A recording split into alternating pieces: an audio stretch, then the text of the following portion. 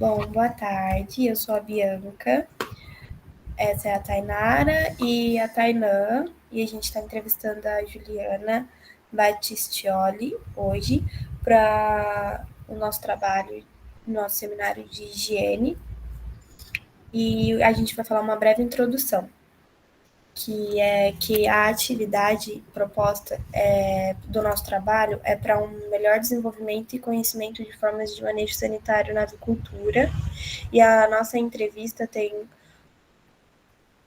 como base para tirar dúvidas com atuantes da área da avicultura. Hoje a gente vai estar entrevistando a Juliana e na próxima entrevista será a professora Valquíria. É para poder responder questões, propostas, que a gente fez uma pesquisa sobre o assunto, cada uma está com uma parte do assunto, e esclarecer nossas dúvidas e dar o seu ponto de vista para a gente, Ju. Aí agora a Tainara que começa com as perguntas. Eu vou colocar aqui do lado. Aí em seguida é sobre as doenças mais comuns, que seria a Tainã, e as medidas profiláticas, que seria eu. Tá, vamos lá. Ju, tem uma forma correta, um manejo correto para... E no geral mesmo, existe algum manejo correto com as aves que deve ser levado em consideração? Boa tarde, meninas.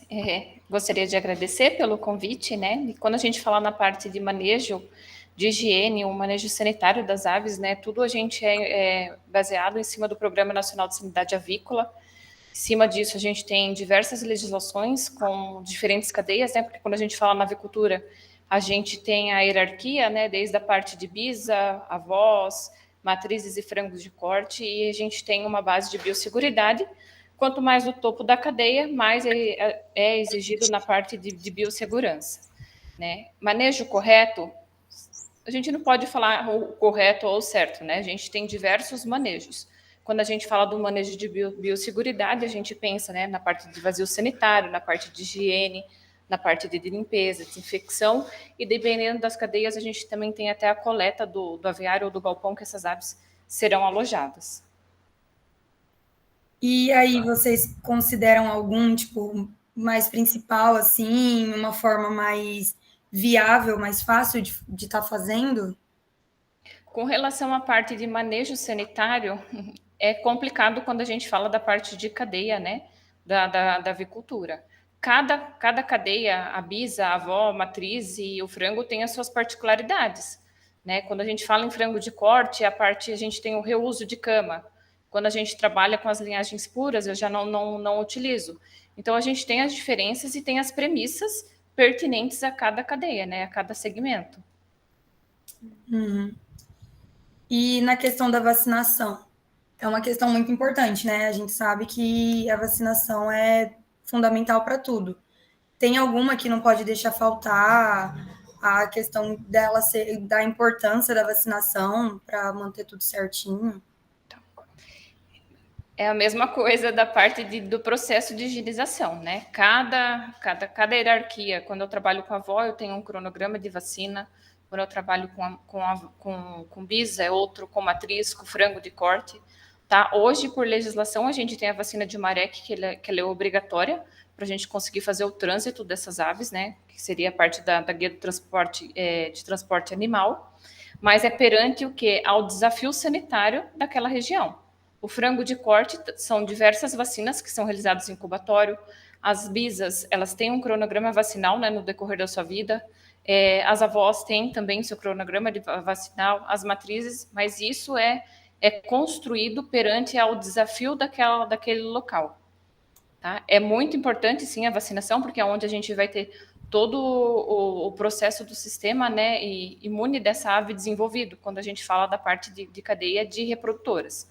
O frango de corte também, o ciclo de vida dele é bem curto, mas a gente tem as vacinas que a gente precisa realizar, tá? Normalmente a gente realiza marek, bronquite, gumboro, epitelioma, que seria a bulba em incubatório. Tem empresas, né, que têm a opção também de fazer via spray, via água, já nas aves alojadas, mas isso vai depender muito do segmento do veterinário que está lá e conduzindo como que a gente tem que se proceder conforme o desafio daquela região. Uhum.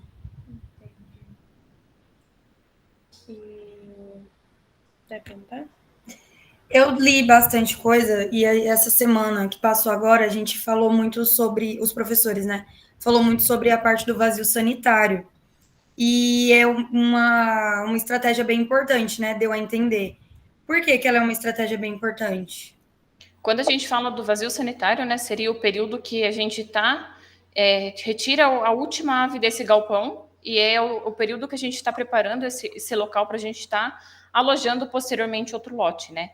Então tem importância muito grande por conta dos manejos da parte de higiene e desinfecção, de limpeza, sendo a seco a úmido, né? Porque eu tenho que tirar a carga, o desafio que eu tenho, seja bacteriano ou viral ou fúngico daquele local, deixar ele o mais preparado, o mais estéreo. Jamais eu vou conseguir deixar um meio estéreo, mas deixar um meio mais propício para a gente estar alojando aquele outro lote sem a gente ter algum problema sanitário. Então, esse vazio sanitário é onde a gente faz todo o processo de limpeza, higienização e a parte mesmo que esse galpão está sendo preparado para receber outro lote. Uhum. E nessa parte mais introdutória, vamos dizer, não sei se essa palavra se encaixa sobre essas perguntas, você tem algo a acrescentar para a gente? Tipo, algo que você acha importante para a gente estar falando sobre? Quando a gente fala, né, da parte de avicultura, a gente tem as suas hierarquias, né? O frango de corte responde por determinadas legislações, as matrizes respondem por determinadas legislações, a avó e bisa, por ser a parte de reprodutora, respondem por outras legislações. Então, muitas coisas que cabem, né, no frango de corte não se admite quando a gente trabalha com reprodutoras. Tem muitas coisas que são embasadas na parte de biossegurança, né, da parte de reprodutoras, que não é tão a fundo no frango de corte. Então, a gente precisa ter sempre esse discernimento. Eu trabalhei em frango, eu vou trabalhar da mesma forma em reprodutoras? Não.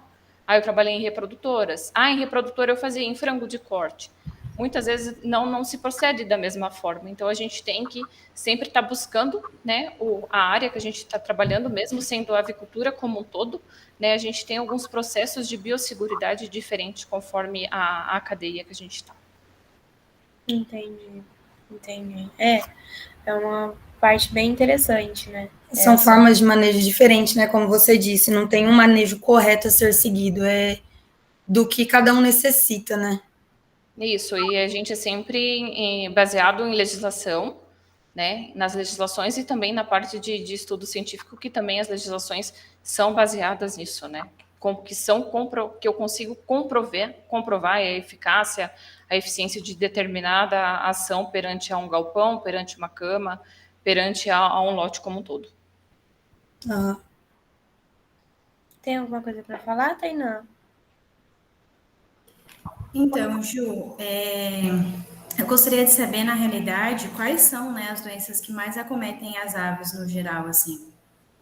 Quando a gente fala na parte de reprodutoras, né, a parte de cronograma vacinal é bem robusto, né? Então a gente trabalha com N tipos de vacinas para a gente deixar essa ave cada vez mais pronta para um desafio. Quando a gente fala na parte de frango de corte, a gente observa muito problema com colibacilose, que a gente tem condena de carcaça por conta disso, que é uma contaminação generalizada. A gente tem a parte de problema de bronquite também, em frango de corte, que às vezes a gente não consegue nem expressar, eles não expressam nem a parte de sintoma clínico, mas quando vai para o abatedouro, mostra características de condena.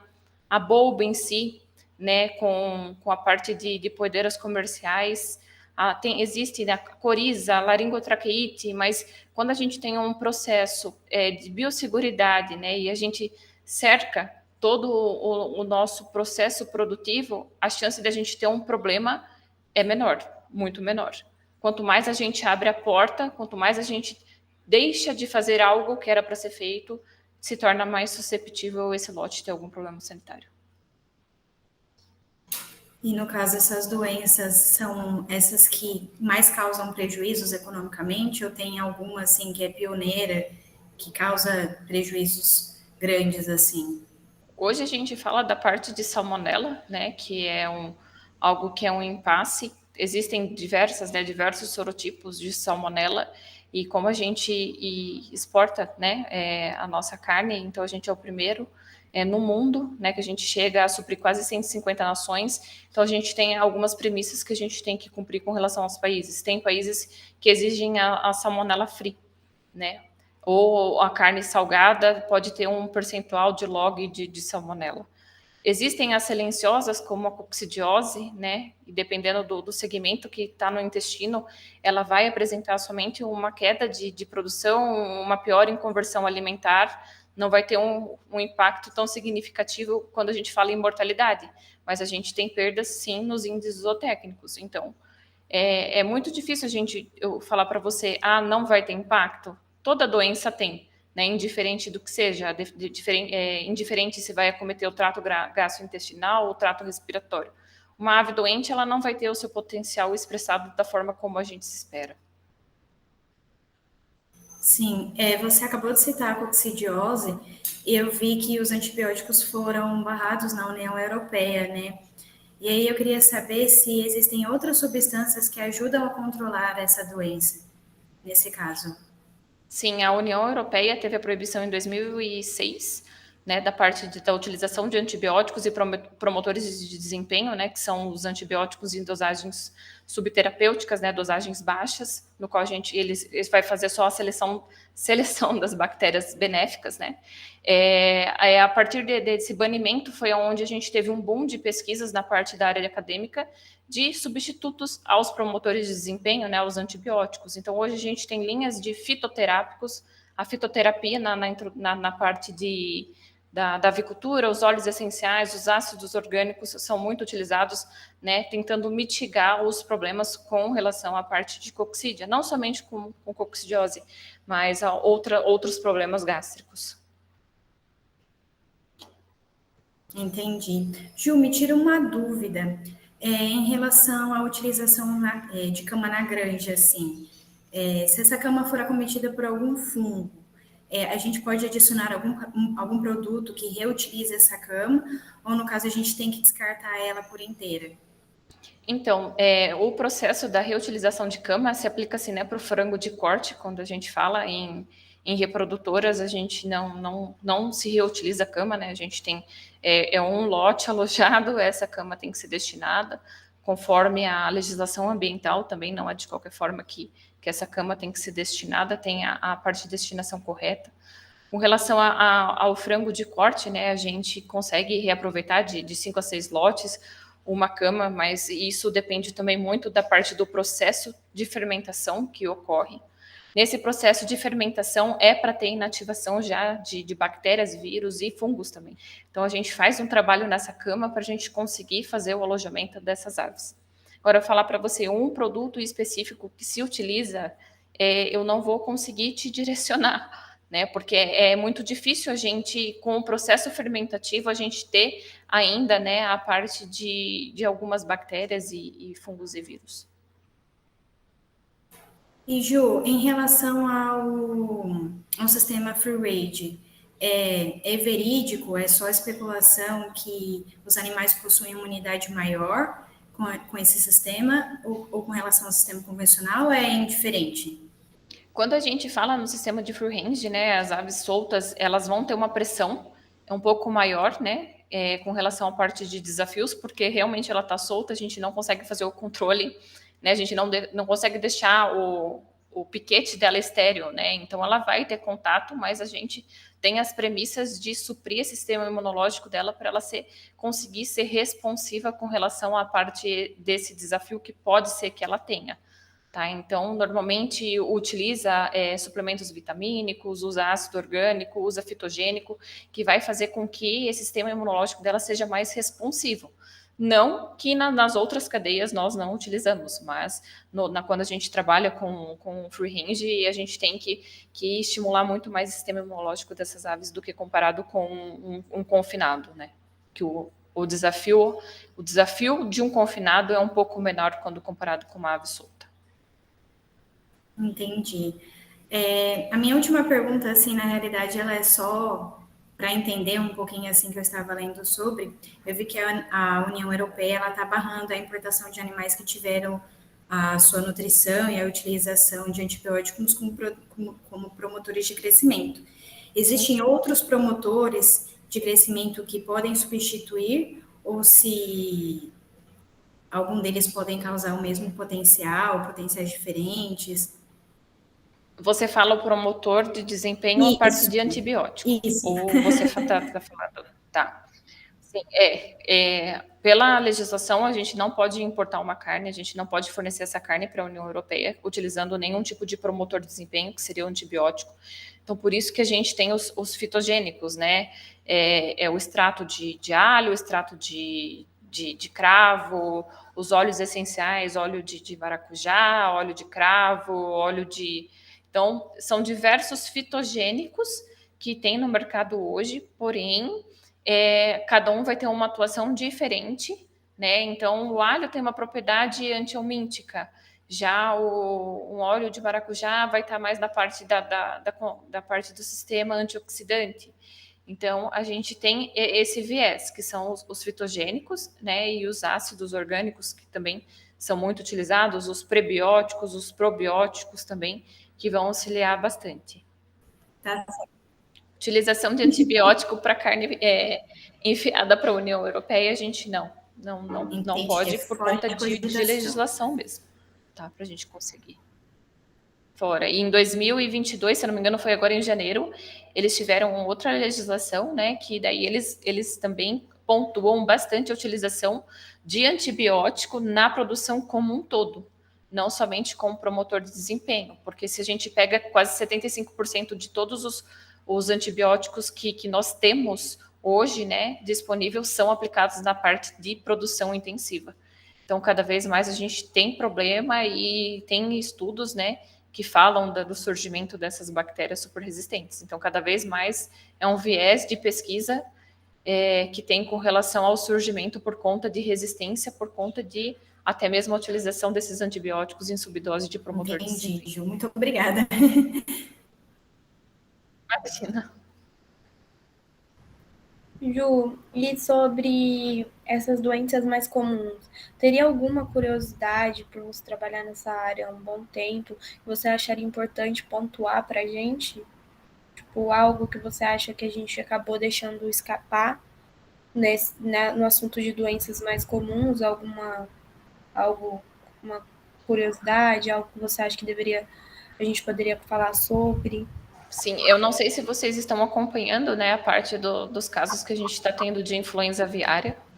E hoje o Brasil é o único país que não tem notificação de influenza aviária de alta patogenicidade. E se caso a gente tem algum problema de influenza aviária no Brasil, a gente tem que parar, né? Então, a gente está vendo que cada vez mais está próximo, teve caso de notificado em Peru, Colômbia, tem bem próximo do Brasil. Então, às vezes, quando a gente fala do processo de biosseguridade, não é um fator que vai influenciar, né? São elos. E se um elo se quebra, a gente fica mais vulnerável a ter um problema sanitário, né? Então, é essa a importância. A biosseguridade não é só a higienização, não é só a limpeza, não é só a fermentação da cama, mas é o controle de fluxo de pessoas, é o controle de fluxo de veículos, é o controle de mosca, controle de cascudinho, controle de roedor, que são vetores que podem trazer algum problema, doença, né, problema sanitário. Não somente a parte de influenza, mas quando a gente fala da parte de roedor, ele também pode ser portador de Newcastle, o cascudinho de salmonela. Então, a gente tem que cada vez mais estar com o nosso cerco fechado para a gente não deixar nenhum problema sanitário entrar dentro do nosso galpão, entrar dentro do nosso lote produtivo. Entendi. Agora, a gente vai fazer umas perguntas sobre as medidas profiláticas. Aí, a primeira pergunta que eu tenho para fazer é em relação à avicultura de corte. Qual fase de crescimento você acha que ela é mais suscetível a doenças? Existe uma fase que, tipo assim, que ela é bem mais suscetível a doença do que a outra? Ou não? Independente da fase que tiver, é suscetível igual. Quando a gente fala do frango de corte, né, o ciclo de vida dele é muito rápido. Quando a gente fala de 35, né, 42, ou até mesmo um griller que é abatido muito antes, né, o ciclo é muito rápido. Ele tem a parte do seu desenvolvimento genético para ganho, né, muito acentuado. Quando a gente fala em um pintinho, né, se eu não tiver um local adequado, se eu tiver uma carga de desafio, aí tem grande chance, é que nem uma criança, né, a gente fala. Quem que é mais susceptível a ficar doente, um adolescente, um adulto ou uma criança? É a criança, né, porque ele não está totalmente preparado e pronto, né, o sistema termorregulatório do pintinho não está desenvolvido no início, então qualquer tipo de estresse, oscilação que se tenha desde manejo pode tornar ele mais susceptível a algum problema sanitário. Entendi. Eu também estava vendo que a anemia infecciosa acontece mais em aves jovens. Sim. Mas por quê? Tipo assim, por que disso? Será que é por conta, igual você estava explicando, por ser mais jovem? Tipo, igual Mais a indefesa. comparação entre a criança? Seria por isso ou teria um outro motivo? Quando a gente fala de anemia infecciosa, né, a principal forma de transmissão é a vertical, né? Então a galinha, a matriz, a bisa, se ela não tiver preparada imunologicamente, né, para a parte de anemia e ela for portadora da doença, ela vai estar passando para sua progenie.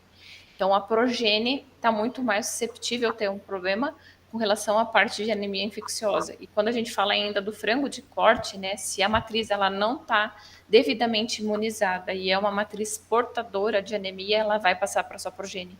E a gente tem uma perda muito grande, porque a anemia em si ela vai atuar onde? Em cima principalmente do timo, onde eu vou ter o quê? A produção de linfócito T. Ela vai atuar na medula celular dessa ave e vai fazer com que se tenha a parada de produção de célula. Então, por isso que quando a gente fala, né, os animais jovens são mais susceptíveis. Porque o sistema imunológico dele também não está 100% definido. Frango de corte é um nenê abatido. É muito novo, né, quando a gente fala. Mas ele não tem o sistema imunológico dele bem definido. E se eu tenho uma matriz que ela é portadora dessa doença, né, se ela não tem títulos vacinais, eu tenho grande chance de ter um problema com o frango de corte. Entendi. E, tipo assim, quais as principais regras da higiene no ambiente das aves? Tipo assim, quais são as regras primordiais de higiene no ambiente onde as aves habitam, sabe? Você fala o aviário alojado ou você fala o aviário invasivo sanitário? Porque são premissas distintas, né? Se eu tenho um aviário alojado, né, na parte de higiene, eu vou fazer a parte, vamos falar do frango de corte, né? Vamos fazer o controle do quê? De pessoas. Vamos fazer o controle de veículos, a utilização de arco de desinfecção, né, com um princípio ativo que precisa para ter inibição de algum problema que esteja entrando dentro da granja, né? A utilização. Hoje, frango de corte não se toma banho, né? Para a gente sair de uma granja para outra, mas usar o quê? A roupa, né? O avental cirúrgico, o macacão cirúrgico, o propé. Vou fazer mais de uma visita num dia, respeitar as idades, respeitar o status sanitário desse lote.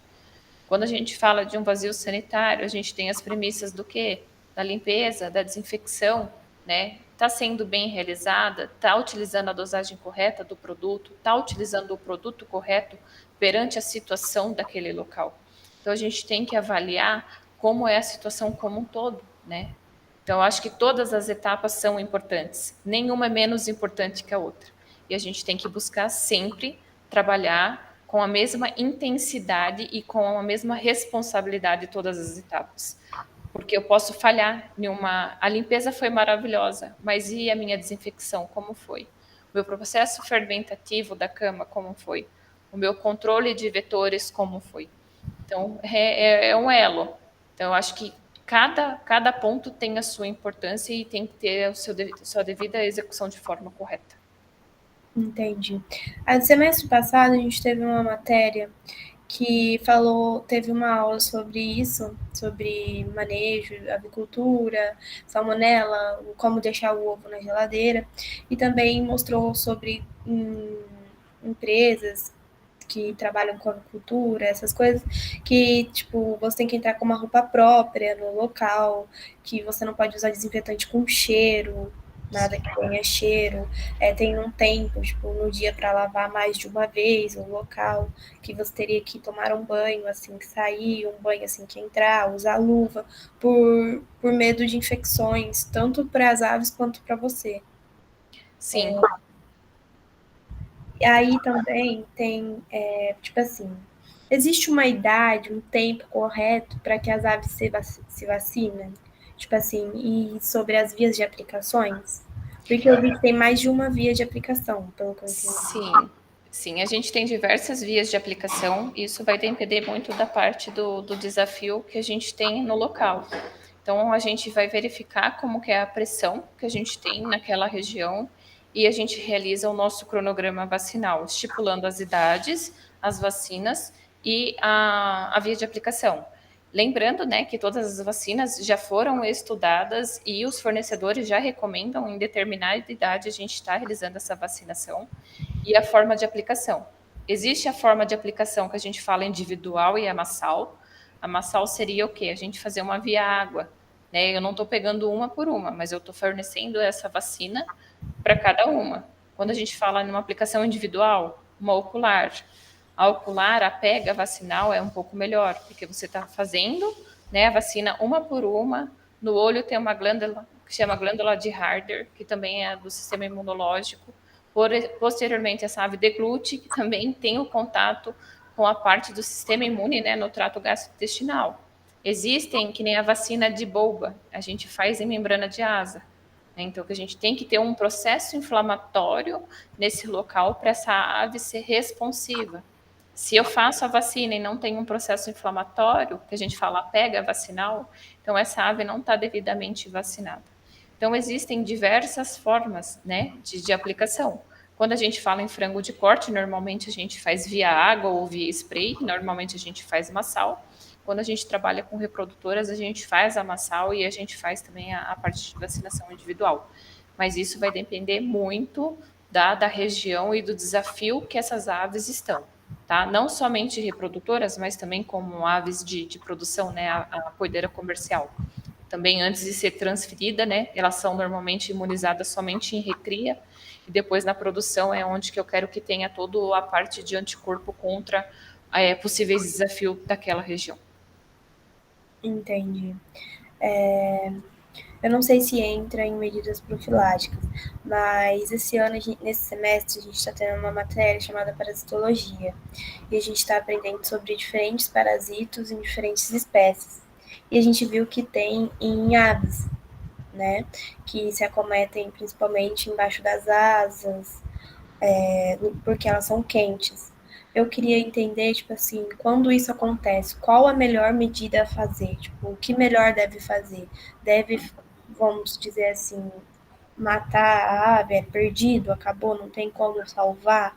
Ou não? Ou tem um meio que possa salvar ainda? Sim, porque a melhor medida é a prevenção, nunca o tratamento, que nem a gente fala. A gente tem que fazer a prevenção para a gente não ter o problema. Né? Depois do problema instalado, a gente vai ter que estar verificando quais as condições e qual o percentual de acometimento, né? E qual que é a causa, né? No caso, se é um euminto, se é um protozoário, né? Então, a gente tem que avaliar caso a caso. Quando a gente fala da parte de avicultura, é um pouco mais complexo, porque muitas vezes uma necropsia nos direciona, nos sugere a determinada coisa, mas nem sempre eu consigo fechar, porque eu não tenho achados característicos para algumas doenças. Algumas sim, outras não, mas a gente só fecha diagnóstico através de exame laboratorial. Ah, é um ácaro?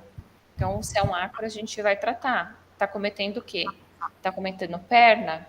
É um piolho? Normalmente falam, né? O piolho de galinha, normalmente tem muito na parte comercial. Existem produtos que são liberados. E a gente também tem que ver os produtos que nós vamos utilizar. É uma ave que está em produção? Esse produto tem carência? Esse ovo vai ser comercializado? O que a gente vai fazer? Tá? Então, é caso a caso. Né? É muito sugestivo eu falar para você, tem isso, então vamos eliminar. Mas o que é? Qual que é a minha causa raiz? Por que aconteceu isso? Eu abri a mão de alguma coisa? nesse manejo, eu fiz tudo o que era para ser feito. Então, a gente tem que avaliar tudo ao redor, não somente a ave, né? Porque não adianta a gente tratar a ave e a gente não matar nossa causa raiz, né? Da onde que surgiu desse problema. Porque eu posso tratar ela e daqui 10, 15 dias vai voltar o problema novamente. Realmente, na matéria de higiene a gente teve sobre a fonte da infecção, que a parte mais importante é a gente descobrir a fonte de infecção. Sim. Porque às vezes uma pode não ter se infeccionado, mas o resto todas terem se infeccionado. Então, tipo, tem esse... Porque senão vira aquele ciclo vicioso, né? Trato, melhoro, trato, melhoro, trato, melhoro, mas aonde que é o meu ponto, a minha causa raiz, da onde que surgiu aquilo, né?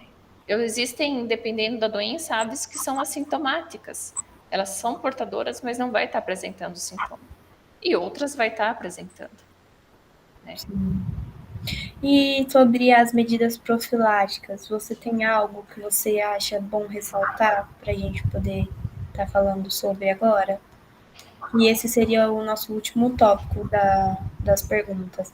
Aí teria, tipo, algo que você acha que vale a pena ressaltar para a gente poder estar entendendo melhor? Ou... Sim, as medidas profiláticas são N, né? Medidas, como você comentou, eu tenho diversos desinfetantes hoje no mercado, né? Mas eu sempre tenho que respeitar, e vocês, né, à frente, se vocês forem trabalhar ou não, instruir todos os colaboradores, todos os funcionários da utilização do produto para determinado problema, a dosagem correta para a gente não criar resistência, e as subdosagens também não vão ter eficiência. E nunca querer utilizar um cronograma vacinal de outro local, falar, não, eu tenho esse cronograma, eu gostei dele e eu vou utilizar. Né? Então, a gente tem que avaliar qual que é a necessidade do local, é necessário ou não a vacina, qual via de aplicação. Né? Eu estou com um desafio mais intenso, então a gente vai ter que fazer uma parte de vacinação individual. O desafio que eu estou a carga, a pressão dele é menor, então a gente pode fazer uma vacinação massal. Então a gente está verificando. Nem tudo que se aplica no A se aplica no B. Né? Mas às vezes o A pode se aplicar no C. Então a gente tem que avaliar de caso a caso, sempre ter o discernimento de estar observando, né, a parte, vou utilizar determinado produto, posso utilizar com aves alojadas, não só posso usar em vazio sanitário, vou ter período de carência, qual acometimento que eu vou ter, né, com relação à utilização ou não desse produto ou dessa vacina, né, da gente sempre estar verificando. Nem sempre tudo o que está lá é o melhor para nós. A gente tem que se adequar conforme a nossa realidade e a nossa região. Ô Ju, você bateu bastante na tecla sobre a questão do manejo, de ter muito cuidado, de roupas protetivas, de uma limpeza no geral. Isso leva a entender que as aves são animais muito sensíveis. O porquê delas serem tão sensíveis assim quanto as outras espécies? Tem um motivo específico? Vamos lá. Quando a gente fala na parte de avicultura, a gente tem uma gama de doenças como bovino, suíno, afins, né? Mas o suíno também, a gente tem essas premissas, né? Porque são cada vez mais intensificado, né? Quando a gente fala em frangos de corte, quando a gente fala de um galpão de frango, hoje de 30, 50, 60, 100 mil aves. Hoje, um bovino em confinamento, quantos? Eu não vou saber dizer para vocês, porque não é a minha área, mas a pressão é menor. Né? Então, assim, não é que elas sejam mais susceptíveis. Quando a gente vê um frango caipira, ele é muito resistente. Muitas vezes fica doente e nem expressa. Né? Mas quanto mais a gente condensa, quanto mais a gente melhora, faz o melhoramento genético para a gente ter uma expressão do potencial maior, a gente acaba perdendo em algumas coisas. E se a gente cometer um lote de 100 mil aves, dependendo da doença, e tem que ser abatida, né? Qual que é o prejuízo, né? Financeiro e até mesmo para a parte do bem-estar, né? Das aves. Uma ave doente, a gente foge das 5 liberdades de bem-estar. Então, por isso que a gente tem todas essas premissas rigorosas, tanto que hoje o frango nosso, o frango do Brasil, produzido no Brasil, é reconhecido mundialmente pelo nosso processo de biosseguridade que nós temos. Rígido, muitas vezes, muitos países exigem algumas coisas que às vezes eles não conseguem aplicar e a gente consegue aplicar aqui, por isso que a gente é o primeiro, né, no mundo. Entendi. Tainá, tem alguma coisa mais? Alguma dúvida extra? Não, as minhas dúvidas foram sanadas. Se vocês tiverem qualquer dúvida também, eu estou à disposição, né? Se alguém tiver depois quiser meu contato, a Bianca tem, a gente pode conversar. Não sei a área que vocês atuam, mas a área da avicultura é uma área muito fascinante. E falta profissional qualificado para essa área. Entendi. Quem sabe depois que eu perder o medo de galinha. Sim. Mas tinha um menino da minha sala que ele tinha medo. E ele foi para a avicultura. Eu tenho esperança ainda. Eu também. Ô, Ju, e para finalizar, como você tem bastante experiência, trabalha há um bom tempo com essa área, tem algum conselho, alguma dica, além das que você já deu para a gente, que você dá para as pessoas, você daria para as pessoas, tipo assim, algum conselho para essa área? Tipo, você deve entrar, mas deve ter ciência disso e disso e disso. Eu acho assim que qualquer área a gente tem que estar em constância em busca de aprendizado, né? Assim, a graduação vai te dar uma base, a pós-graduação te dá uma base, e a gente não pode parar, não somente na avicultura, né? Eu creio eu que em qualquer área a gente tem que estar sempre se atualizando, né? E buscando. Na avicultura, quando a gente fala, né, infelizmente, dependendo da universidade, a gente não é tão focado, né, com relação a isso. Normalmente, na zootecnia, creio eu que vocês vejam um pouco mais do que na avicultura, mas na veterinária a gente vê muito pouco, né? A gente vê muito da parte pet e a parte de grandes, né, que são os ruminantes, e a avicultura acaba ficando um pouco de lado. E se vocês têm interesse em estar buscando, hoje a gente tem, né, o acesso à internet cada vez mais fácil, cursos, a parte de qualificação que vai instruindo vocês, porque o mercado tem carência de profissional qualificado nessa área. E é uma área que tem essa carência e, por conta disso, profissionais qualificados são empregados. E elas são fascinantes, né? Tem que ser, né? Entendi, Gil. Bom, eu não tenho mais dúvidas, as meninas também não. Eu queria muito agradecer por você estar ajudando a gente com esse trabalho, pela participação, por ter tirado as nossas dúvidas, respondido as nossas perguntas. Doado o seu tempinho. Tirado um tempo pra gente.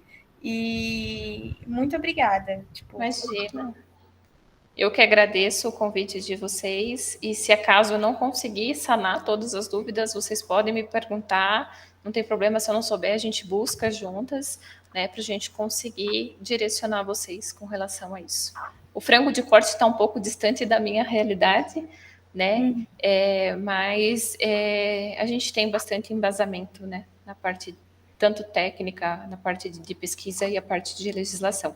Vocês precisando, eu estou à disposição. Fechou, muito obrigada, Ju. Muito obrigada, Ju. Tchau, meninas. Boa tarde. Boa tarde. Obrigada, viu? Tchau, tchau. Tchau.